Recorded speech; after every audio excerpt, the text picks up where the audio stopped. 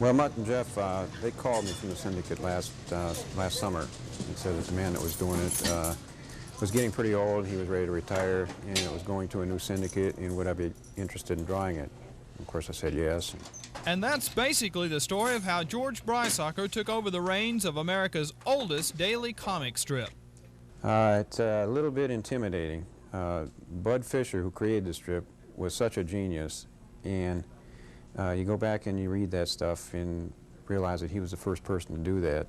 He created the characters. The strip was once a household word, and there were Broadway plays, and it really had captured the imagination of the country.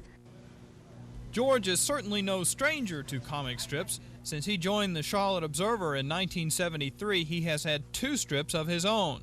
But that doesn't mean there haven't been problems with his new strip. Okay, when I'm drawing the characters now, I generally just loosely pencil them like this so that, you know, I get a feeling for the size and the shape. And then after I get that part, then I go in and I start refining the thing. Okay, now see, this is a little crude, but it does show you what I mean. That, you know, the point is made that if you have the 2 characters standing side by side, you normally have to, you know, have one figure bending quite dramatically or something like that because of the difference in their height. That seems to be a constant problem.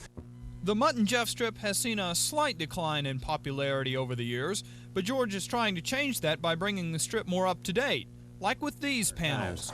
The first one, Cicero was asking his mother to go to the park and play, and she says, of course he can't. Well, he's going to the park to play a Pac-Man game, you know, what all the kids are doing. Video game. This one runs the following day, run next Tuesday, and this is about Frisbee. And come to find out, little Cicero is taking the hubcap off the family car to play Frisbee.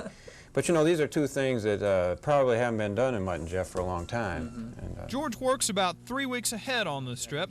He does most of his writing on weekends. Then on Mondays, he starts penciling and refining. Generally, I don't have a lot of trouble with ideas. The characters and the situation, it's universal. And you know, if you're observant of what goes around in the real world, I think that you can easily apply it to Mutt and Jeff or any other comic strip, and it'll virtually write itself. The strip is inked by good friend Jim Scancarelli, who also inks the Gasoline Alley comic strip drawn by Dick Moores, who lives near Asheville. Doing Mutt and Jeff is a challenge to which George Brysacker has aptly risen. His style and sense of humor will certainly continue to inject new life into the characters that a generation has grown up with. My feeling about doing a strip is the longer I'm doing it, the more I enjoy it. These are delightful little characters. The type of humor that we need to write for the strip is vaudevillian or slapstick, and I find it thoroughly enjoyable.